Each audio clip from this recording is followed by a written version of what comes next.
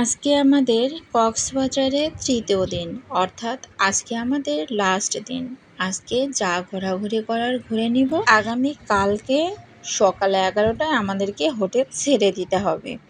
এজন্য আজকে আমরা ঠিক করেছি সারাদিন মেরিন ড্রাইভে ঘুরে বেড়াবো। মেরিন ড্রাইভে ঘুরে বেড়ানোর জন্য সবচেয়ে পারফেক্ট যানবাহন হচ্ছে চাঁদের গাড়ি। তবে এই চাঁদের গাড়ি যদি আপনি রিজার্ভ করতে চান তাহলে আপনাকে আগের দিন বুক করতে হবে। আগের দিন বুক করলে পরের দিন সকাল 9টায় আপনাকে হোটেল থেকে বের হয়ে আসতে হবে। ওই চাঁদের গাড়িটি হোটেলের সামনে অবস্থান করবে, আপনাকে সেখান থেকে তুলে নিয়ে যাবে। চাঁদের গাড়িটির প্যাকেজ সিস্টেম হচ্ছে 1500 টাকা, অর্থাৎ জনপ্রতি 1500 টাকা। এই জনপ্রতি 1500 টাকার মধ্যে আপনাকে অনেক জায়গায় ঘুরে বেড়াবে, একদম শেষ সীমানা পর্যন্ত, অর্থাৎ টেকনাফ পর্যন্ত, যেখান থেকে সেন্ট মার্টিন দেখা যাবে। এছাড়া আর একটি সুযোগ রয়েছে, সেটা হচ্ছে আপনাকে 3000 টাকায় সারাদিনের জন্য বুক করে নিতে হবে। আর এই 3000 টাকার মধ্যে আপনি যদি একা থাকেন তবু আপনাকে 3000 দিতে হবে, আপনি যদি 10 জন থাকেন তারপরও আপনাকে 3000 দিতে হবে।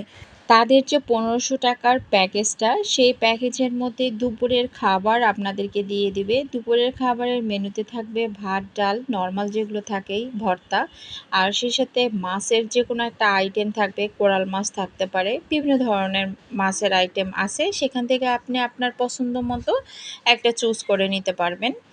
আর সেই সাথে ভাজি এক প্রকারই থাকবে। যেখানে যেখানে টিকিটের প্রয়োজন সেই সমস্ত জায়গার টিকিটগুলো তারা সংগ্রহ করে দিবে। সুবিধা আছে অনেক, ওই প্যাকেজের মধ্যে গেলে অনেক সুযোগ সুবিধাও আছে, যেমন আপনি যৌথভাবে ঘোরাফেরা করতে পারছেন, কোনো রকমের ভয়ের কারণ নেই। তো যাই হোক, আমাদের কপালটা খুব খারাপ ছিল, কারণ আমরা এই সমস্ত কোনো কিছুই জানতাম না। আসলে কক্সবাজারে আসতে গেলে অবশ্যই সবগুলো তথ্য জেনে বুঝেই আসতে হবে। আমাদের মাত্র হুটহাট করে চলে আসলে কিন্তু এভাবেই ঠকতে হবে।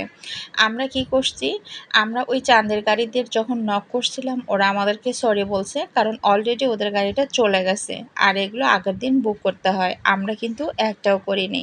তাই আমরা যেহেতু মেরিন ড্রাইভে ঘুরবো সেহেতু আমরা একটা অটো রিজার্ভ করি, আর এই অটোটা আমাদের কাছ থেকে 1500 টাকা ভাড়া নিয়ে নেয় সারাদিনের জন্য। যতক্ষণ ইচ্ছে ততক্ষণ ঘুরতে পারবেন, যেখানে ইচ্ছা সেখানে যাবেন। তবে উনি একটা সীমানা বেঁধে দেয়, সেটা হচ্ছে ইনানি বিচ। ইনানি বিচ থেকে উনি আমাদের আর ঘোরাবে না, সেখান থেকে ব্যাক করে নিয়ে আসবে। আমরা রাজি হয়ে গেলাম, একটু দামাদামি করেছিলাম, আমরা 1300 টাকার মধ্যে এই প্যাকেজটা নিয়ে নেই ওনাদের। কথা বলতে বলতে ভিডিওটা কিন্তু শেষের দিকে, কিন্তু অনেক তথ্য দেওয়ার বাকি রয়ে গেল, তাই আমি শুধু একটা জায়গা আপনাদেরকে দেখালাম। যে জায়গাটা দেখালাম সেটা হচ্ছে একটা গুহা ঝর্ণা। এই ঝর্ণাটা বেশ সুন্দর, আপনারা ভিডিও শুরুতে দেখে অবশ্যই বুঝতে পারছেন। চতুর্দিকে গুহা, আর ঠিক দুই জায়গায় ঝর্ণা পড়ছে। এটা কৃত্রিম নাকি প্রাকৃতিক কেউ বলতে পারে না, তবে খুব ইচ্ছে ছিল এই পাহাড়গুলোতে ওঠার। আমি বলেও ছিলাম, তখন উনি বলেছিল আপনি হিমছড়িতে গেলে পাহাড়ে উঠতে পারবেন। এর পরের গন্তব্য কোথায় সেটাও আমি আপনাদেরকে দেখাবো ভিডিওর মাধ্যমে। সবাই আমার সাথে থাকুন। ধন্যবাদ সবাইকে। আসসালামু আলাইকুম।